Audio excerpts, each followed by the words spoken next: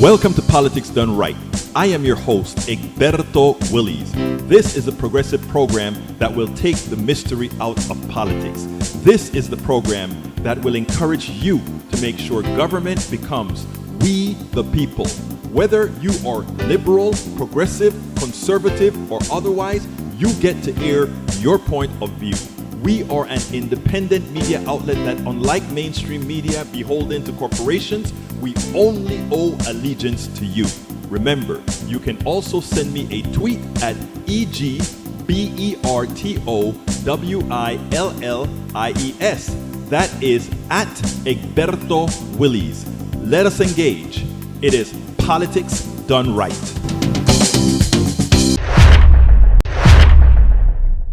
Well, folks, welcome to one more edition of Politics and Right. I'm Egberto Willies, your host. Thank you so kindly for being part of the show. We are going to have a great show for you today. Of course. We're going to have a great show. Welcome aboard, May Wood from Long Beach, California. Paul Fleming Sr. is in the house from Atlanta, Georgia. We also have Rage MCP from Binghamton, New York, upstate New York. We also have E2247 from all over the place. And welcome aboard as well to Melanie Keelan from Barcelona, Spain. AVQ, Michael Rutnan in from Brooklyn, New York. And did I miss anybody? So far? Let me scroll down. Breaking news. FBI says one person is in custody after ramming a car into the FBI Atlanta building. I saw that actually they didn't get to the building. They were actually summarily stopped by that big metal stuff that comes up to block cars. Seemed like it worked pretty well. British MCP says Biden can only do so much, but he can stop sending arms. You're absolutely right about that, and he needs to stop sending arms. E2247 says, wonderful news Sunday Turkish election equal three largest cities, Ankara, Izmir, and Istanbul saw resisted candidates win their races. Bad for Erdogan, who wanted retaking control of urban areas, especially capital Istanbul. That is exactly what I see happening here in the United States, and in fact, it's one of the stories that I intend to cover today. Here it is on the screen. Autocratic rule of Erdogan cracks as secular left wins big in Turkey elections. You open the door to the rise of democracy, equality, and freedom. Istanbul Mayor Ekrem İmamoğlu said following his re-election, you ignited hope at the ballot box. Turkish President Recep Tayyip Erdogan Justice and Development Party suffered its worst ever defeat Sunday when the country's main opposition party scored major wins in municipal elections, including in all five of the nation's largest cities. With nearly all ballots counted, candidates for the center-left Republican People's Party emerged victorious in Istanbul, the capital Ankara, Izmir, Bursa, Adana, and other cities and towns. Turkish media reported CHP victories in 36 of the country's 81 Justice and Development Party performed best in the largely rural Anatolia interior. It was the first time in Erdogan's 21 years as Turkey's increasingly autocratic president that the AKP suffered such a nationwide electoral defeat. My dear Istanbulis, you opened the door to a new future today. Incumbent CHP Istanbul Mayor Ekrem İmamoğlu told jubilant supporters during his victory speech following what's likely to be a double-digit win over the AKP challenger. You see, that's the way we are going to win in 2024. It has to be a landslide. It will be a landslide because America are going to wake up. Americans are going to wake up. I know all my people that are watching right now, they're just thinking, I don't know if that's possible. It's going to be a close election. These guys have gone too far and they've shown who they are. It will be a line drive. It's going to be a big win for Democrats across the board. I'm not just talking the presidency. I'm not only talking the House. I'm not only talking the federal Senate. I'm talking about legislatures throughout the country. We're going to see the biggest turnaround in this country as Americans wake up and understand that the charlatan that is out there, that the orange monster, the evil orange monster that is now calling himself or making people refer to him as Jesus Christ incarnate. As people realize how crazy the Republican Party has become. They're going to figure out and say, my God, we have to break the trance. We've got to break the trance.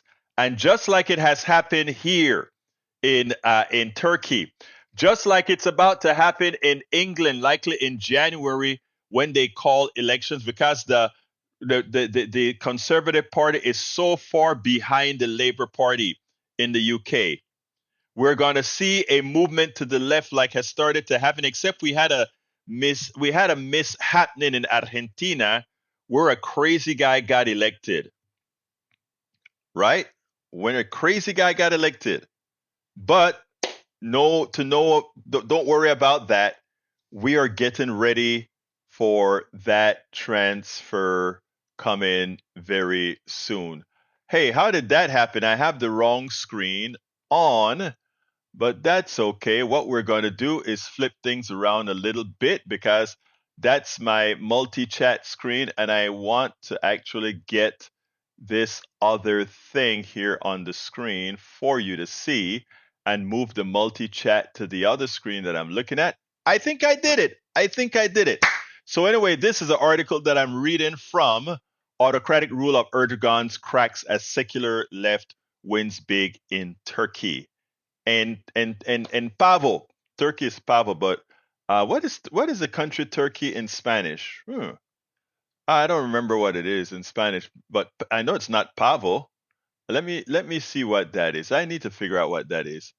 Uh, the country Turkey in Spanish. I can't believe I forgot what that is. Uh, no, it's not the País Pavo. Pavo is not the name of the country. Let's see what it says here. Turkey, el país, pavo. No, it can't be pavo. It cannot be pavo. Let's hear. What is the name of the country in Spanish? Hey, my good friend, let me know what it is. I can't remember what it is, but my friend in Barcelona, Spain, Belal Kielen, what is Turkey, the country in Spanish? I can't remember it. Anyway, we're having a good time.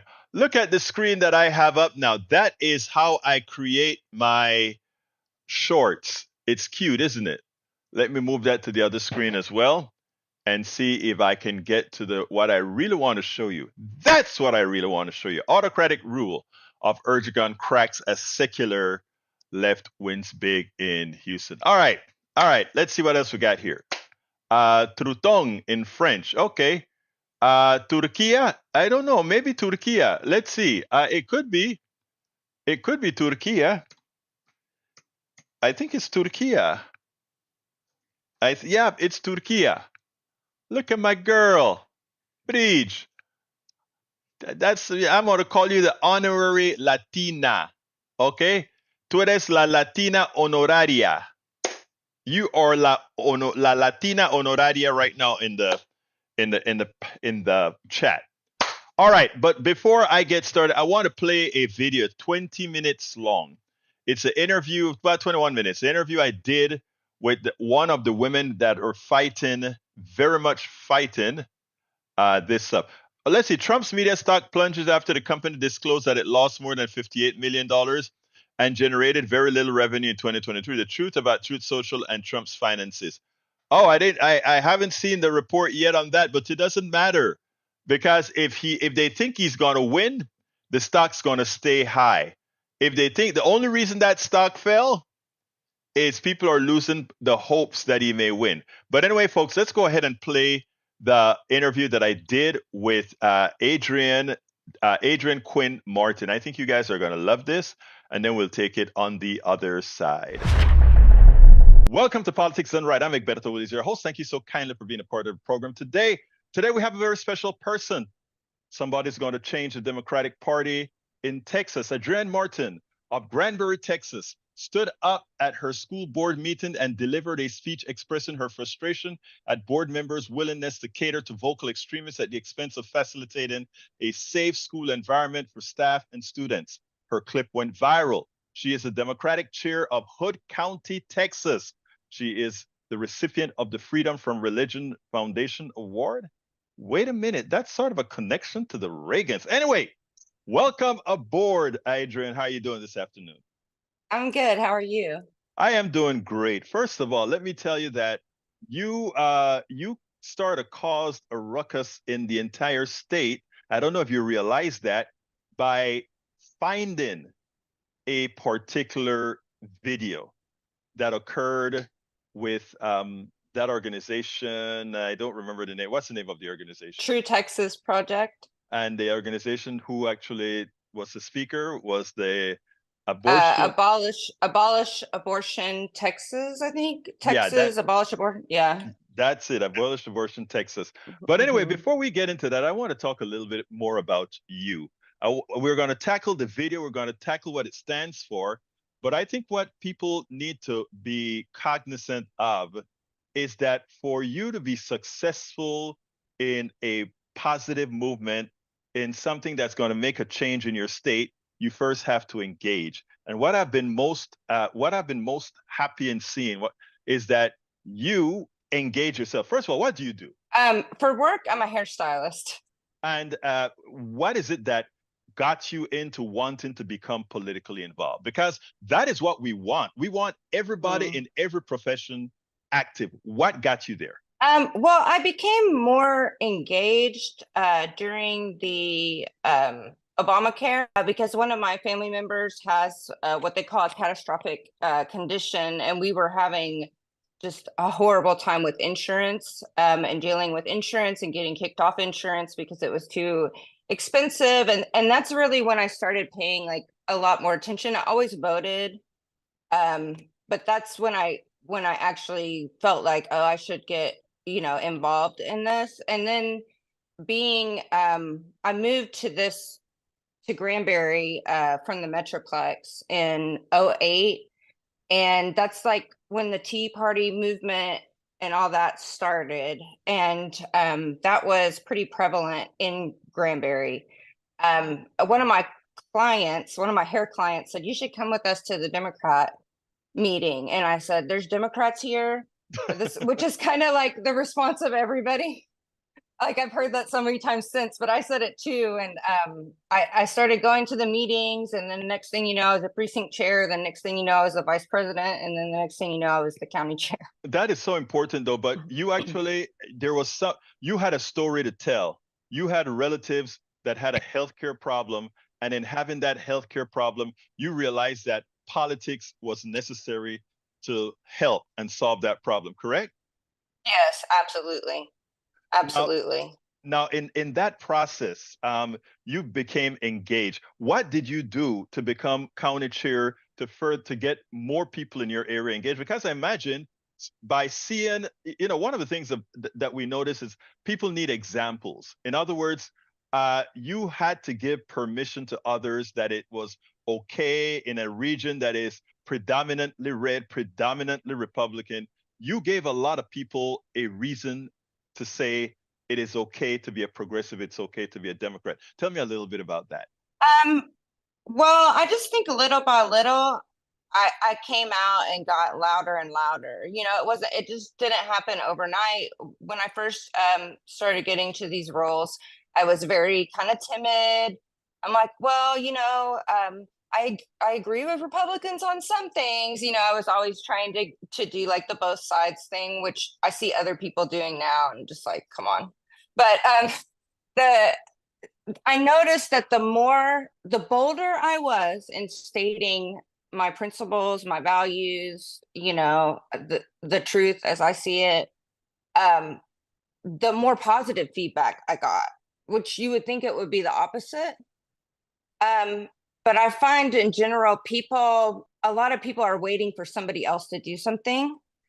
Um, and I kind of just started getting into that role more and more, and I noticed um, more and more people feel, and I'm not saying I'm the only one that's but I can tell a difference that people get more courageous to say their views when they feel like they're not alone, basically.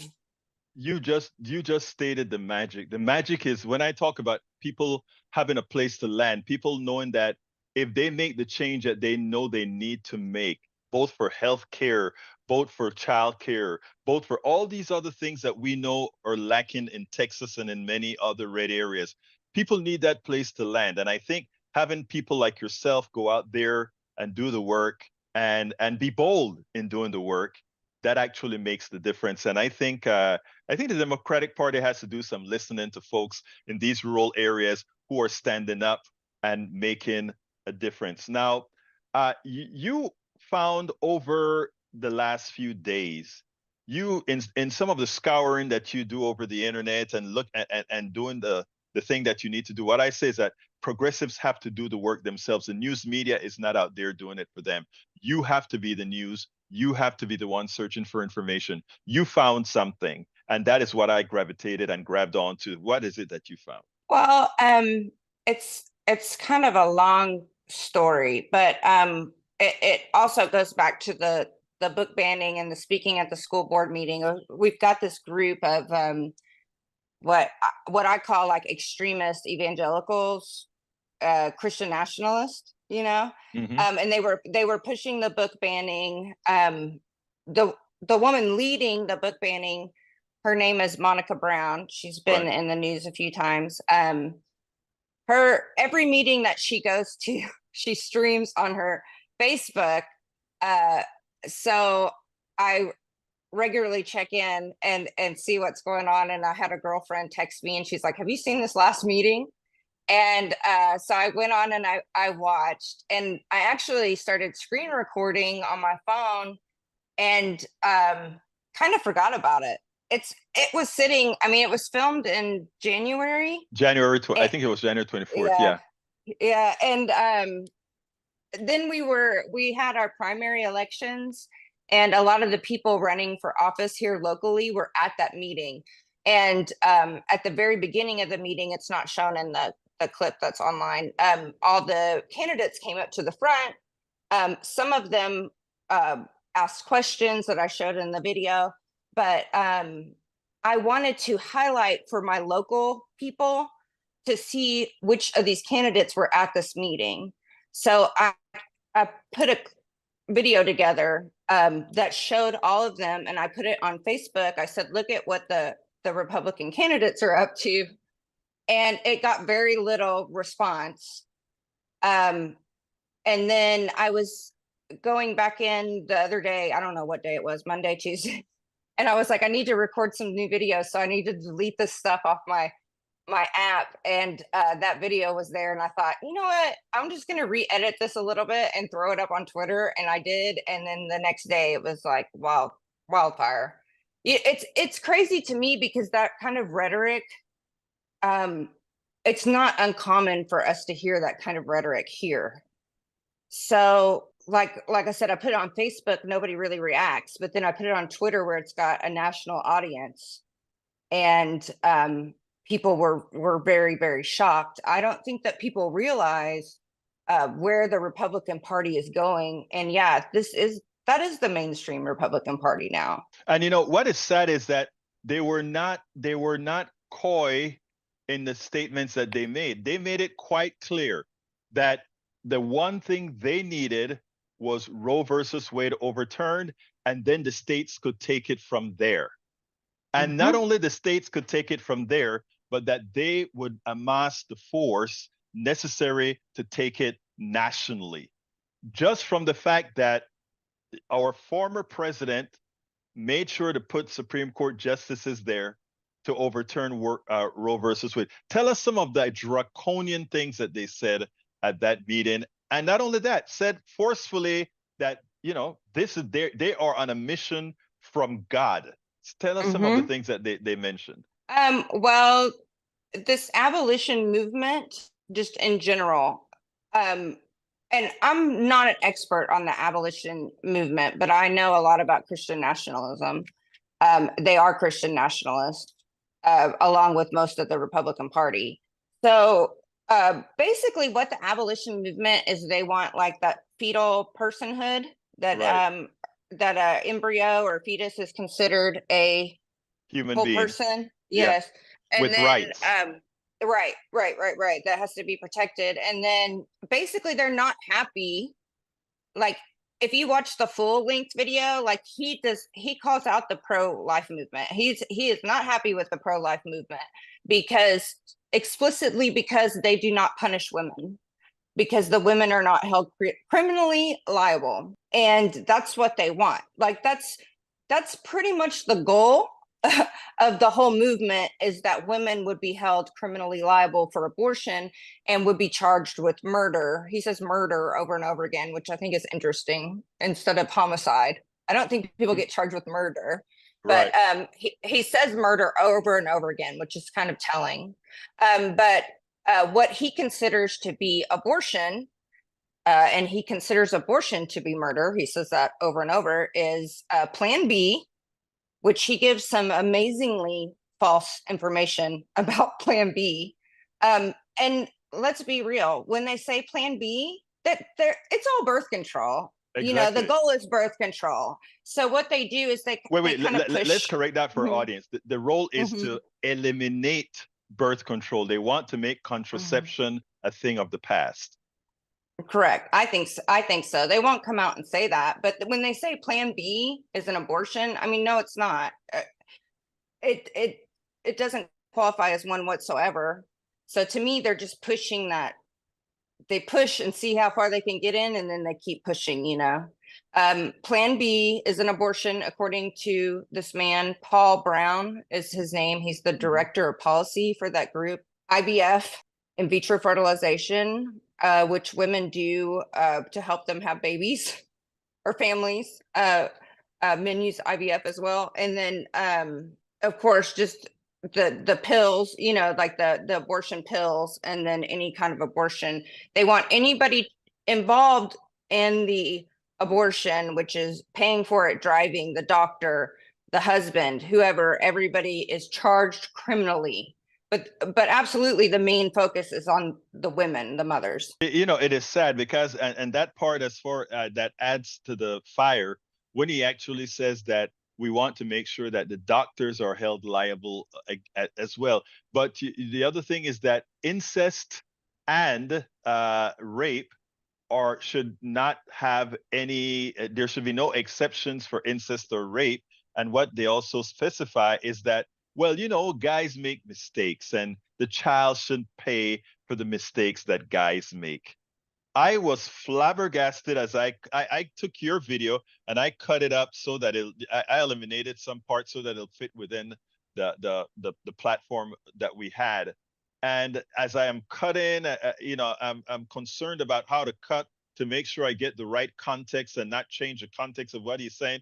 And it was difficult because these guys, uh, people may take them as crackpots, but they have the support of Ken Paxton, who was on a podcast on this group. What's the name of the group? Texas, the True Through Texas Texas. Project. Their first podcast was with Ken Paxton, who is a friend of the group, who believes in what the group is doing, and who himself fought when that young lady here in Texas needed an abortion. He made sure and blocked it to the Texas Supreme Court. It is simply amazing. And what I think women like you are doing is not only your voice is going to be heard all over the state, all over the country, but more important to being able to be heard on these platforms is that the people in your own community, your rural area, and believe me, if a woman in a rural area speaks up, and it gives power to women in other rural areas to speak up and say, I don't have to be a city girl or a city woman to do this. I can actually stand up and get the job done. What you did over that I picked up on the weekend, I think I picked it up off of your Twitter, that I picked up. It was like, this is something that we need to get out there. Absolutely. People need to know. Like I said earlier, I don't think most of America, especially Americans living in blue areas, realize uh, what Texas is already like for women that need reproductive health care. I mean, there is none here. I saw comments about people going back and forth arguing like they do on Twitter, and they're saying, well, rape and incest there's an exception. No, there's not. No, there's not. No, there is not. There's not an exception for age. There's not an exception for fetal abnormalities. And women dying? Probably. And it's women that are low income, poverty, that you're not going to hear about. They're sending women home from the hospital and telling them they have to go septic before they can come back to get help. The doctors are afraid to give emergency help. And Kim Paxton sued, I think it's still in the courts, so that the doctors can't give emergency help. Right. I don't understand why that didn't get more attention. We have our sitting attorney general suing, I think, the Biden administration in order that Texas doctors so that we can prevent Texas doctors from helping women in emergencies where they need an abortion.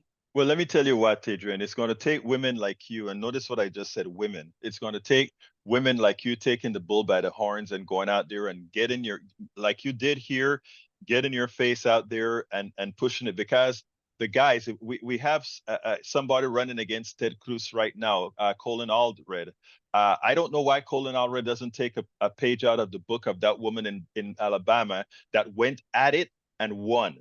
In Alabama, she won her race in a red district to become a state rep. Whoever is going to really beat the pants off of these Texans that are anti-women, going to have to not be fearful, but actually go out there head on and support what women say that they want, what women say that they need, not what men say that they need, what women out there say that they need. So I want to thank you for what you are doing out there, and hopefully with this interview and with you continue being out there and getting the exposure, that more people follow in the path that you followed, to go out there and say, I'm not going to just take this sitting down. We're going to fight. The last question I always ask is, what would you have liked me to ask you that I didn't? That's a tough question. I want people to know that Texas is not Texans. Majority of us do not support these policies, because you see people are like, well, they voted for it, that's what they get, and that's not most of Texas. Texas is a non-voting state. Voter apathy and voter suppression is what gave us the government that we have, and we're being ruled by an extremist minority. So sorry, that's not a question, but I think it's important for people to understand that, because I'm like, well, what do you think is going to happen if Trump gets elected? It's going to be Texas, but it's going to be the whole country, but it's already happening here. Thank you so kindly, Adrienne Quinn Martin. And I want to add a corollary to that. What's occurring in Texas, they have plans to take it throughout the country, whether you're a blue state or a red state. They have rigged the court system such that the court system, which is anti-democratic, can actually overrule the will of the people in every single state. So the work that Adrienne Quinn Martin is doing is very important. She needs your support, and all women doing this kind of work need this kind of support. Before you go, I know that there is a convention in El Paso that you are trying to get a group of people to go to, but you guys would also like to be funded. Tell us a little bit about that before we close. We have the Texas State Convention, and it is June 6th through 9th. So we got a little bit of time, but it's in El Paso. Like I said, we're in North Texas. So that's about a 10 to 12-hour drive, or if you could take a flight. But we have 11 delegates. In Houston, you have hundreds, maybe thousands of delegates. I don't know, probably that. But we have 11. So we're a little tiny blue dot in a red, a sea of red. We're used to getting our voices kind of trampled on. So we want to be able to go to the state convention and have a voice and be able to vote for our county. So we're just trying to raise money to get our 11 people down to El Paso in June. What's your website? It's hooddemocrats.org. And you just go to the front page. If you scroll down, there's a little button, yellow button that tells you where you could donate. Yeah, that's it. I mean, $5, $10. So far, we've raised $210, so we're on our way. Well, you know what? That is great. I'll make sure and do my part as well, do my little pieces. But look, thank you very much for what you're doing. I think Americans all over from Texas right throughout the country are proud to have women like you and the many others that are really fighting this juggernaut that's trying to get started. You guys are doing a good job. Thank you so kindly for being on. Well, Adrienne Quinn Martin, thank you so kindly for being on Politics and Right. Thank you. I really enjoyed that. I found her on Saturday morning and she couldn't do the interview Saturday morning, but she said, I'll still do it on Easter. I'll do it on Easter. We can do it. And I said, okay, text me when you have, when you have the time to do it on Easter. And she did. Let's see. Michael says, sad, won't be here 20 minutes. Egberto, there's a couple of replies for Eric that I hope you read out. Okay, Michael Ronnie told Eric. Let's see what he told Eric. Para ver, Rodnen. I don't know what he's replying to Eric. Eric actually has a good Washington Post article. What defines the middle class? Egberto, one from the screen from Eric's links. Okay. Hey, look.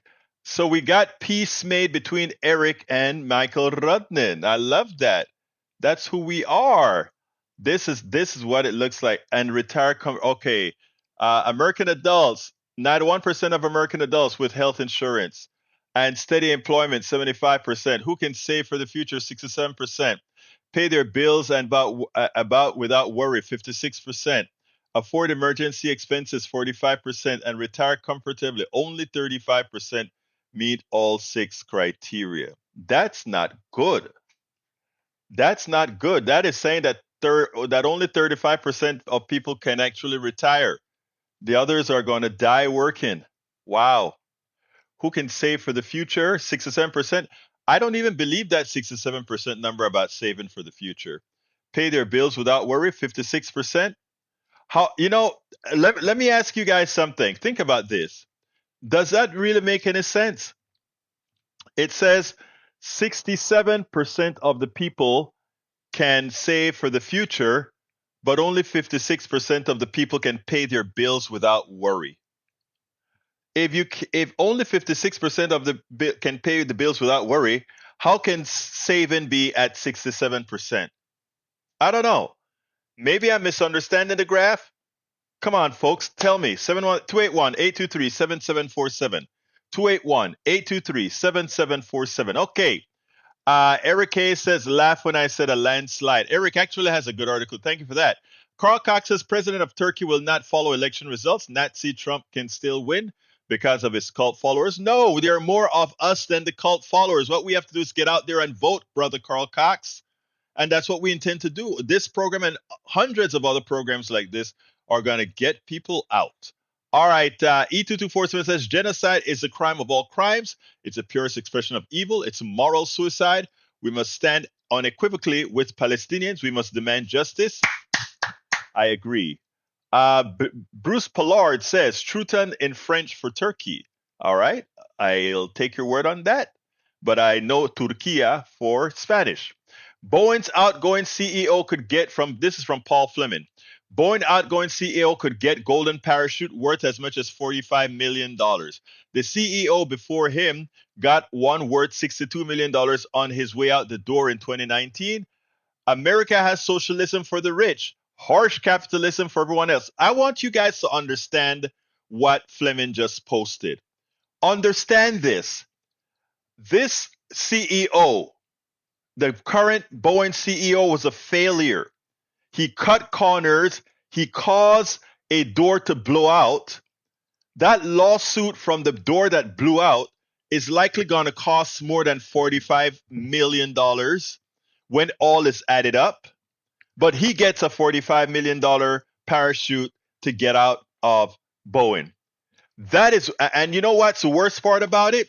Too many Americans think it's okay for there to be a class in our society that produces nothing, that creates problem, and can get a golden parachute. And if we say tax the holy hell out of that because they paid a failure, you'll be like, oh, we can't tax the rich like that.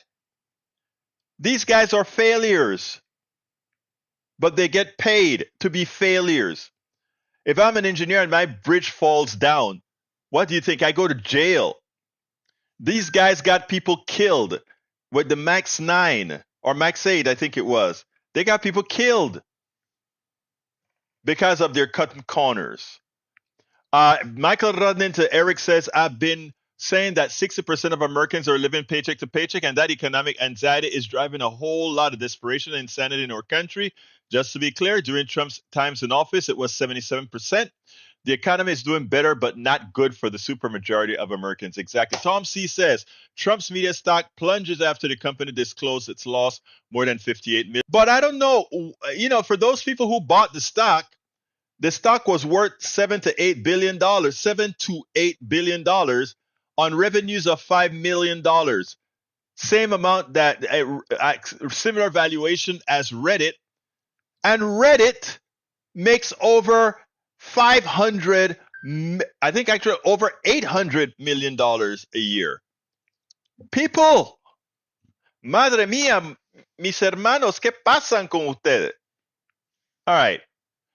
Let's see. Michael, I did that one already. Paul Fleming says, if I tell you a politician called the U.S. a failing nation as part of the Easter rant after selling Bibles and golden shoes to pay legal fees while waiting trial for 88 felonies, but the party of the family values and law and order stood by him, it's sadly not an April Fool's joke. No, it's a reality. These people are nuts.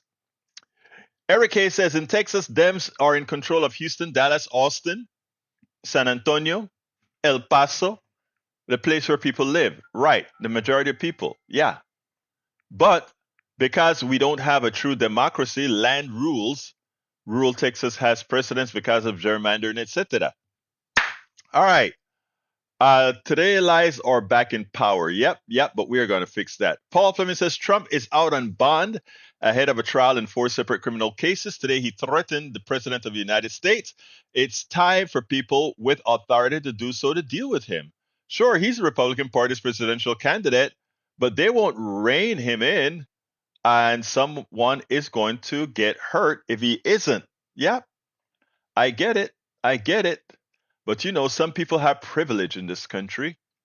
Some people have privilege, Paul Fleming. Let's see what else we got here. I'm scrolling down, folks. I'm scrolling down before the next video. Break-in. The Florida Supreme Court has ruled that voters can decide in November whether to make abortion access guarantee. I know there were the rule today. I haven't seen it as breaking news on MSNBC yet. Where did you get that information? Let's see. I just want to corroborate that real quick. Florida Supreme Court. Let's see what it says. Hey, it says all I'm looking at is it's set to make the decision. Supreme Court to rule on abortion. I haven't seen that the decision has been made yet. Do you have some information that I don't know about? I don't want to misinform more people, my brother. Do you have information that we don't know about, Brother Fleming? Because so far it shows that they're going to rule on it, but it hasn't shown that they've already ruled on it. And I want to make sure that people don't get the wrong impression, because if they rule as you say, that's huge news. I mean, big news for Florida. That puts Florida in play. Just doing this on her own is awesome. Yes, it is. She's a great woman also. Bruce Fowler says Mr. Paxton wants to enact The Handmaid's Tale. Of course, since I'm not a literary guy, I don't know what Bruce is talking about. I may have to do a scan on that to learn about that. All right. Eric K says everyone has something if you don't overspend.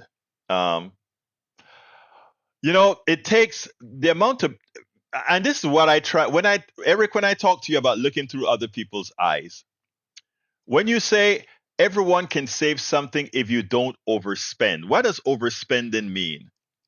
What does somebody making $7 an hour trying to feed kids, etc., what possibility do they have of overspending?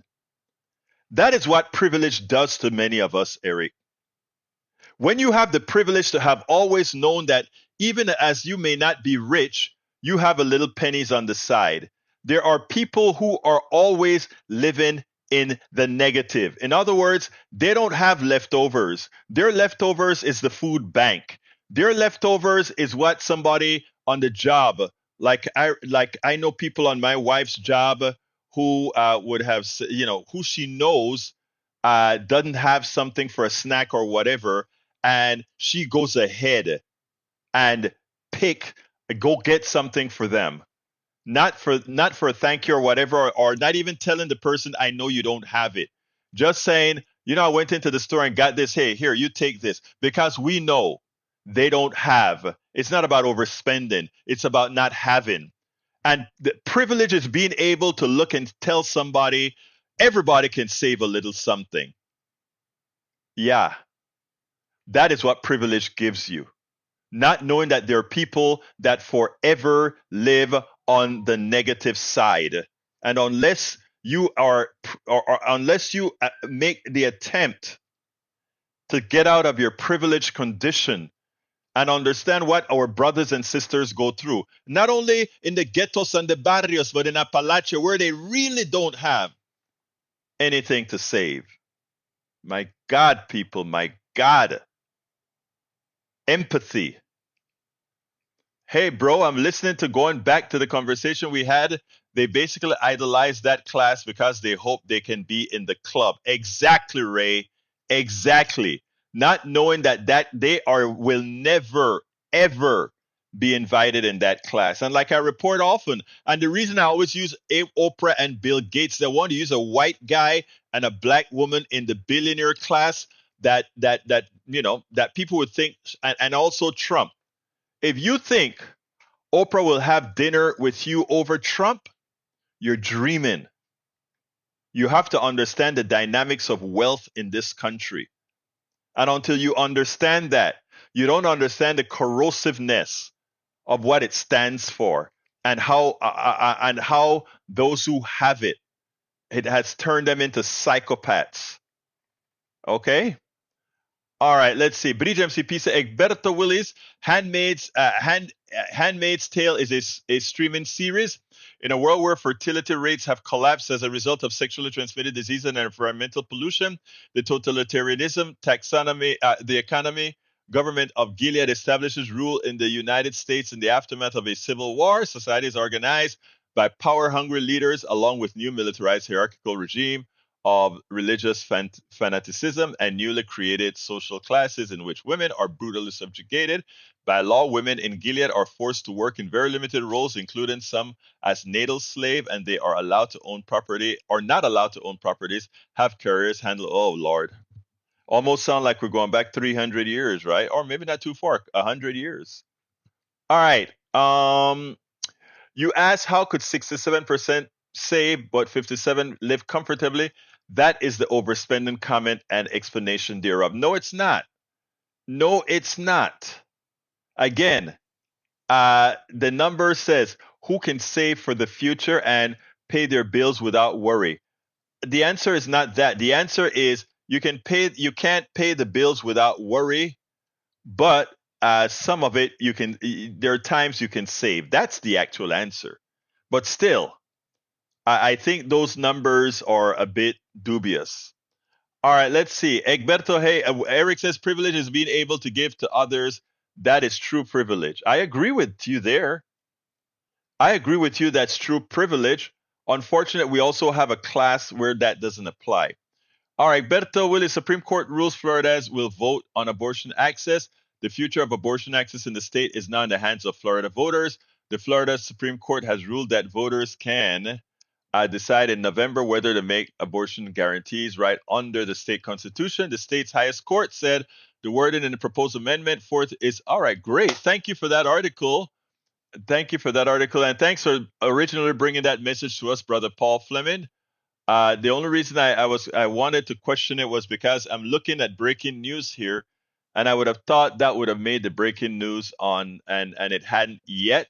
But this is only out 40 minutes ago. So thanks for that information, Breach and Brother Fleming. I think Brother Fleming brought it here first. Tom Sarnick says almost a third of working adults in the United States are carrying some kind of medical debt. That's about 15% of all U.S. households. This debt is also the leading cause of bankruptcy. And you know what? With my wife getting sick over the last few, we haven't seen the bills yet, but we know they're coming.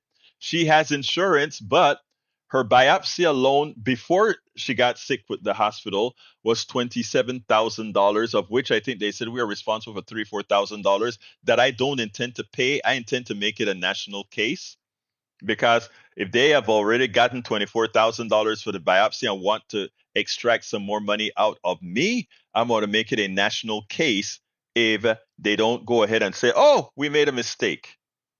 Now, with her having gone to the hospital and spent some time in there, I will, Bridge, I will. Thank you. Spending that amount of time in there, I find it ironic that 2 hospital stays in 2 weeks, that is going to be probably over $100,000, of which they will want us to pay some. They can wait on that. Because again, I'm protesting what's going on here. Egberto, only pay some to the medical, they can't collect on you. I thank you for giving me that information. I was telling my wife that you'd said that, Eric. Let's see. Paul Fleming says that's where to fund the court information. Carl Cox says our American economic system is rigged in favor of mega rich corporations. MAGA crowd does not get it. All right. Hey, guys, I have one more video. Are we better off today than we were yesterday? Let's go ahead and play this by Chris Hayes, and then we'll take it on the other side. Trump likes to ask, are you better off today than you were 4 years ago? And the truth of the matter is, most people are better off today than they were 4 years ago. And here, Chris Hayes does a good job of pointing this out with respect to the coronavirus and a few other things. But I'll tell you something. One of the issues, well, we'll talk about that on the other side. Check this out. Remember Ronald Reagan talking about Jimmy Carter? Ronald Reagan used to ask, are you better off? are you better off? Are you better off? Are you better off? Are we better off? Not whether we're better off, it's whether they're better off. Are you better off? Better off. Better off. Better off? Better off. Better off. Better off. Better off. Better off. Better off. Than you were 4 years ago. Are you better off than you were 4 years ago? For nearly half a century, almost every candidate for president has asked the American people to consider that question before casting their ballot. Even Donald Trump, who really should not be asking that question, but he does. So let's take a look. This is the front page of the New York Times from 4 years ago, yesterday, March 27th, 2020. Donald Trump was the president. It was 2 weeks since everything shut down amid the outbreak of the newly diagnosed deadly coronavirus. Let's take a look at the headlines. Job losses soar. U.S. virus cases top world. New data shows staggering toll of outbreak. And this one, crucial, under Trump, unfilled posts hinder action. And then look at this at the bottom of the page here in yellow. Okay, that's a graph of like the weekly unemployment claims since all the way back to the year 2000. You can see how it goes along and it spikes a little during the Great Recession. And then we hit the pandemic, and that's 1 week. It skyrockets up the side of that chart. This was also the week Major League Baseball started the 2020 season playing games in empty stadiums. Even Las Vegas effectively went dark, shutting down the entire strip. Now, listen to how then President Donald Trump talked about the state of our country versus the real reporting from this week 4 years ago. Breaking news tonight, the deadliest day and the running tally of coronavirus cases in the U.S. topping 100,000. A lot of incredible things are happening. It's really happening. We're winning it, and we'll be bigger and better and stronger than we were even before. Inside the epicenter in New York City, hospitals stretched to the limit. One doctor saying it's like a war zone. The state needs as many as 40,000 ventilators. We've had great success over the last month. Millions and millions of pieces of equipment have been delivered successfully by us. The governors have been very gracious for the most part, I would say. There are a couple that aren't appreciative of the incredible job. Governor Cuomo says the need is dire because COVID-19 patients can require ventilators up to 5 times longer than others. This is a rescue mission. Are you able to guarantee, to assure these states, these hospitals, that everybody who needs a ventilator will get a ventilator. So here's what I'll tell you. I think we're in really good shape. Everybody who needs one will be able to get a ventilator. Look, don't be a cutie pie, okay? Everyone who needs one. The governor of New Mexico requesting a combat field hospital as Army medical teams from Colorado and Kentucky deploy to hard-hit regions. What we've done, nobody can even imagine. And by the way, I've had governors tell me, including Democrat governors, they said, we can't believe you've been able to do this. This leaked memo from Henry Ford Hospital lays out worst-case scenario plans, including guidance on life and death decisions. Michigan, all she does is she has no idea what's going on, and all she does is say, oh, it's the federal government's fault. All I want them to do, very simple, I want them to be appreciative. Wants them to be appreciative. Remember that? So you tell me, are you better off today than when you were that week 4 years ago? One of the problems that Americans have is they buy into the rhetoric. So Donald Trump describes his presidency, a presidency that never really was successful. He would tell people, remember, things were better when I was president. You have to remember, Donald Trump was handed a good economy from Barack Obama, for which he took down progressively. First, it stayed on the same climb that Obama was on for 8 years or 7 years or whatever the climb was for Obama.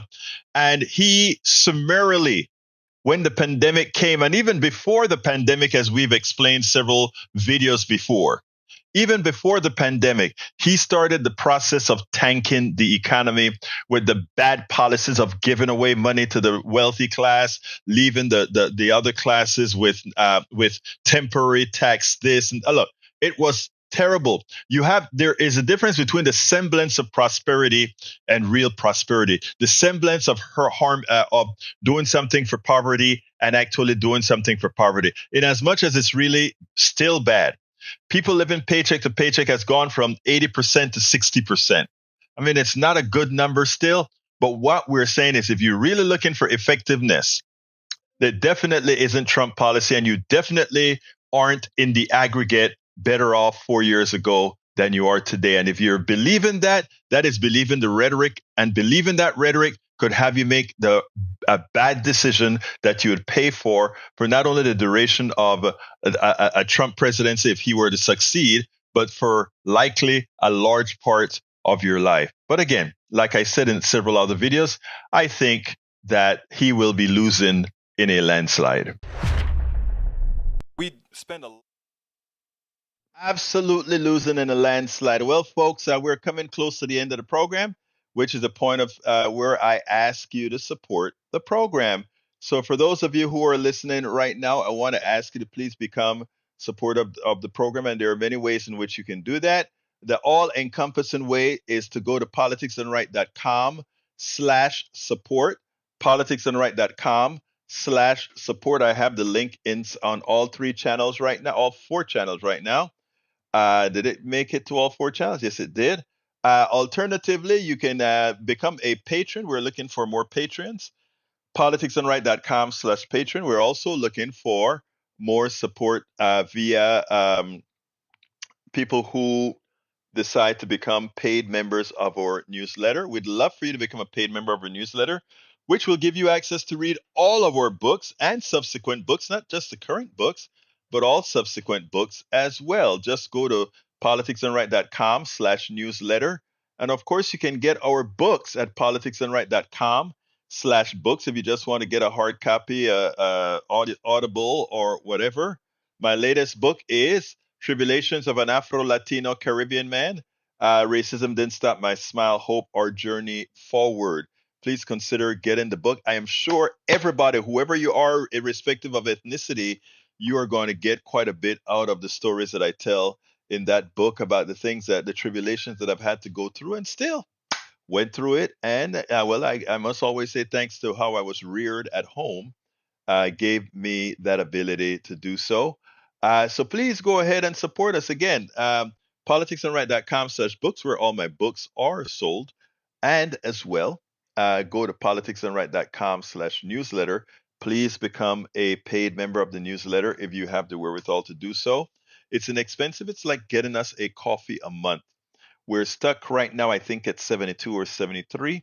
It would be great if I could get to a couple hundred in a short while. But that my daughter was asking me today about Substack and said, "Oh, that sounds like a great platform for people to reward your writing, etc." It is, but you just have to convince people that your writing is worthwhile to make a difference, which we know it is because we get the responses from it. So please consider again, go to politicsdoneright.com/newsletter and become a paid subscriber. Remember, it's not, you get something for it. You get access to all my books. And every now and then I'll put a little perk in there as well for those of you who were kind enough to say, you know what, I can give Politics Done Right a coffee a month or something like that. That allows us to do what we are doing. Unlike mainstream media, that the advertising pay them and they're paid to many times misinform you. We're just what is the word I say? We are just loyal to you because again, you are we the people. Anyway, got to get out of here. My name is Egberto Willis. This is Politics Done Right, and you guys know how I end this baby. I am what? Out.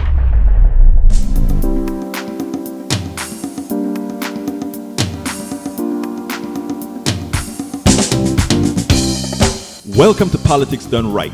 I am your host, Egberto Willis. This is a progressive program that will take the mystery out of politics.